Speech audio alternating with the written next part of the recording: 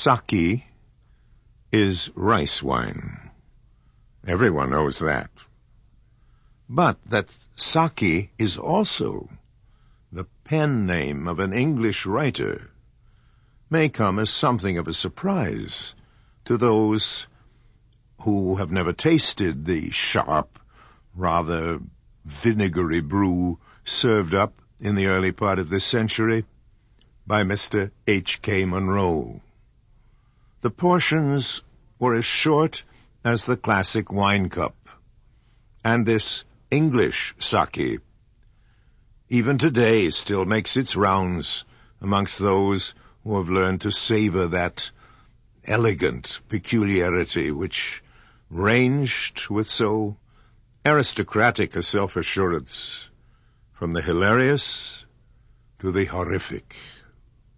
What follows now may give you a brief, uncomfortable smile. But after that, supposing that your taste is anything like mine, it will make your flesh creep. The title? Shredni Vashtar.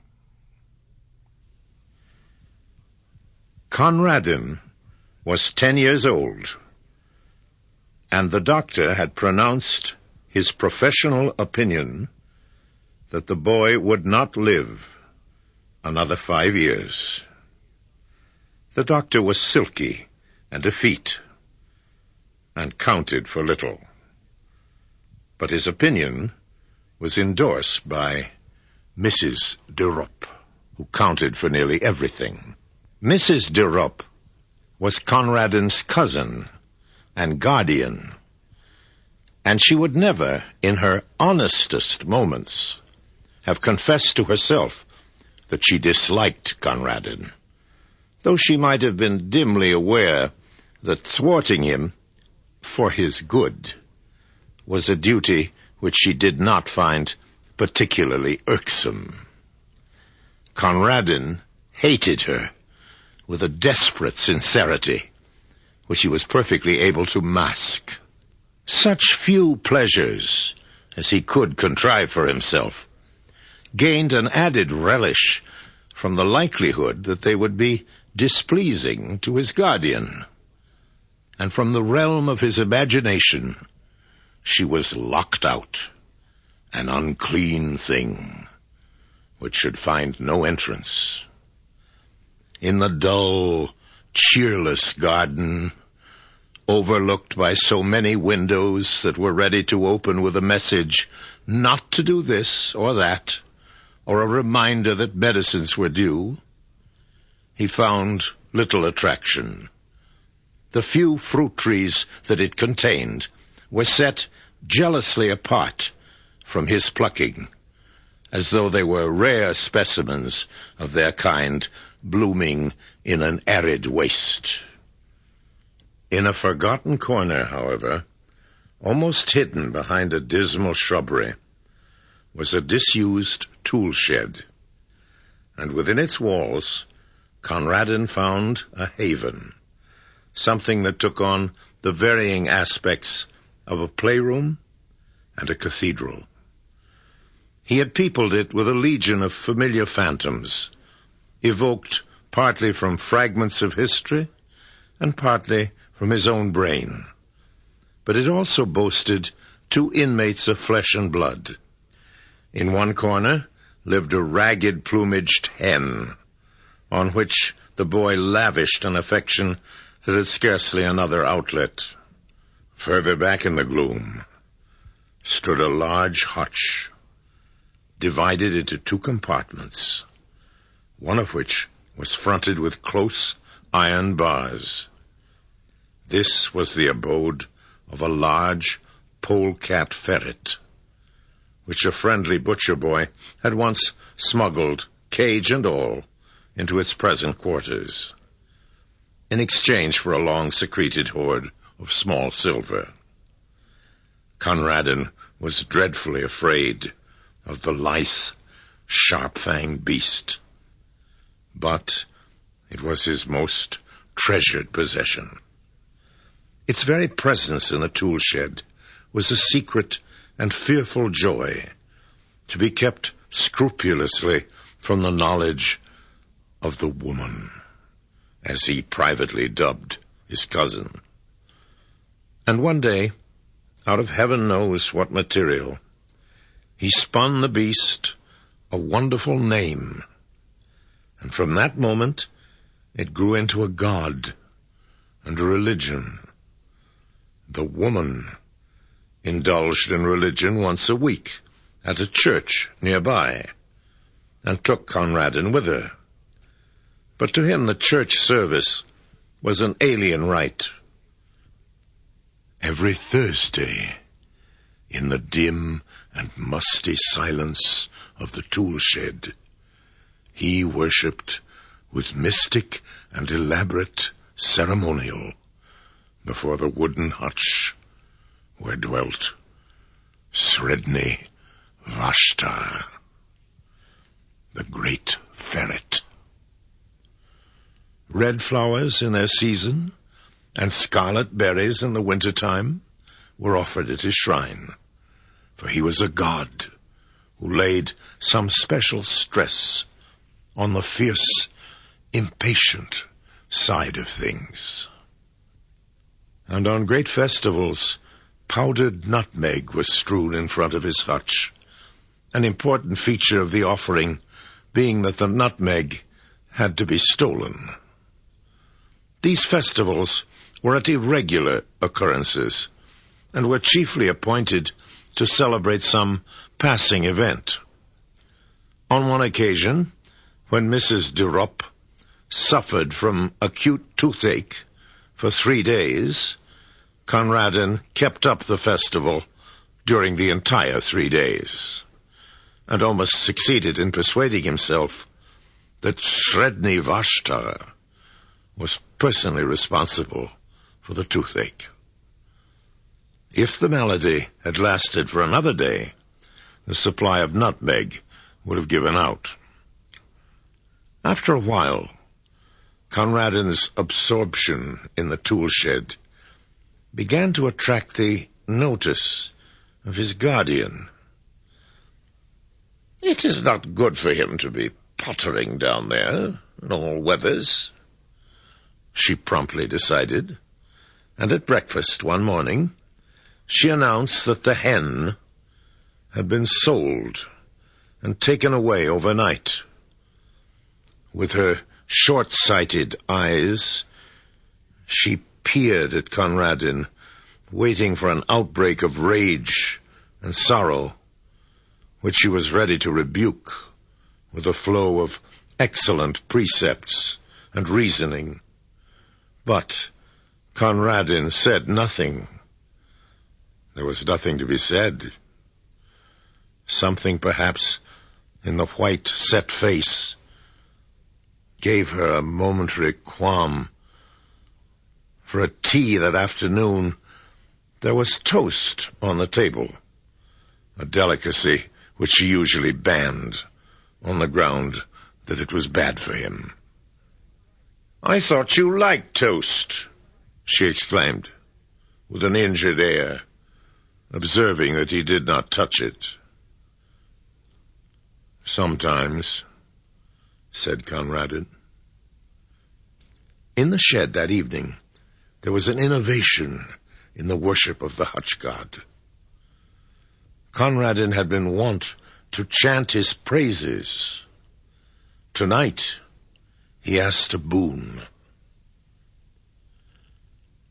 "Do one thing for me, Shredni Vashtar." The thing was not specified. As Shredni Vashtar was a god, he must be supposed to know. And choking back a sob as he looked at that other empty corner, Conradin went back to the world he so hated. And every night, in the welcome darkness of his bedroom, and every evening in the dusk of the tool shed, Conradin's bitter litany went up. "Do one thing for me, Shredni Vashtar. Mrs. de Ropp noticed that the visits to the shed did not cease, and one day she made a further journey of inspection. "What are you keeping in that locked hutch?" she asked. "I believe it's guinea pigs. I'll have them all cleared away." Conradin shut his lips tight. But the woman ransacked his bedroom till she found the carefully hidden key, and forthwith marched down to the shed to complete her discovery. It was a cold afternoon, and Conradin had been bidden to keep to the house. From the furthest window of the dining room, the door of the shed could just be seen beyond the corner of the shrubbery, and there Conradin stationed himself. He saw the woman enter, and then he imagined her opening the door of the sacred hutch and peering down with her short-sighted eyes into the thick straw bed where his God lay hidden. Perhaps she would prod at the straw in her clumsy impatience, and Conradin fervently breathed his prayer for the last time. But he knew, as he prayed, that he did not believe. He knew that the woman would come out presently with that pursed smile he loathed so well on her face, and that in an hour or two the gardener would carry away his wonderful God, a God no longer, but a simple brown ferret in a hutch. And he knew that the woman would triumph always, as she triumphed now, and that he would grow ever more sickly under her pestering and domineering and superior wisdom, till one day nothing would matter much more with him, and the doctor would be proved right.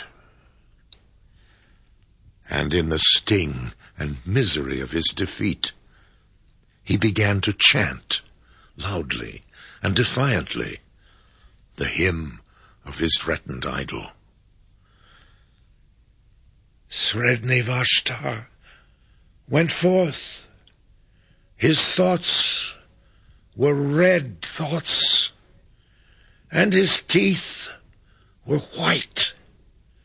His enemies called for peace, but he brought them death. Shredni Vashtar, the beautiful. And then, of a sudden, he stopped his chanting and drew closer to the window pane. The door of the shed still stood ajar, as it had been left, and the minutes were slipping by. They were long minutes, but they slipped by nevertheless. He watched the starlings running in little parties across the lawn. He counted them over and over again, with one eye always on that swinging door. A sour-faced maid came in to lay the table for tea, and still Conradin stood and waited and watched. Hope had crept by inches into his heart, and now a look of triumph began to blaze in his eyes that had only known the wistful patience of defeat. Under his breath, with a furtive exultation, he began once again the paean of victory and devastation. And presently his eyes were rewarded. Out through that doorway came a long, low, yellow and brown beast, with eyes ablink at the waning daylight, and dark with wet stains around the fur of jaws and throat. Conradin dropped on his knees. The great polecat ferret made its way down to a small brook at the foot of the garden, drank for a moment, then crossed a little plank bridge and was lost to sight in the bushes. Such was the passing of Shredni Vashtar. "Tea is ready," said the sour-faced maid. "Where's the mistress?" "She went down to the shed some time ago," said Conradin. And while the maid went to summon her mistress to tea, Conradin fished a toasting fork out of the sideboard drawer and proceeded to toast himself a piece of bread. And during the toasting of it and the buttering of it with much butter, and the slow enjoyment of eating it, Conradin listened to the noises and silences which fell in quick spasms beyond the dining-room door, the loud, foolish screaming of the maid, the answering chorus of wondering ejaculations from the kitchen region, the scuttering footsteps and hurried embassies for outside help. And then, after a lull, the scared sobbing and the shuffling tread of those who bore a heavy burden into the house. "Whoever will break it to the poor child? I couldn't for the life of me," exclaimed a shrill voice. And while they debated the matter among themselves, Conradin made himself another piece of toast.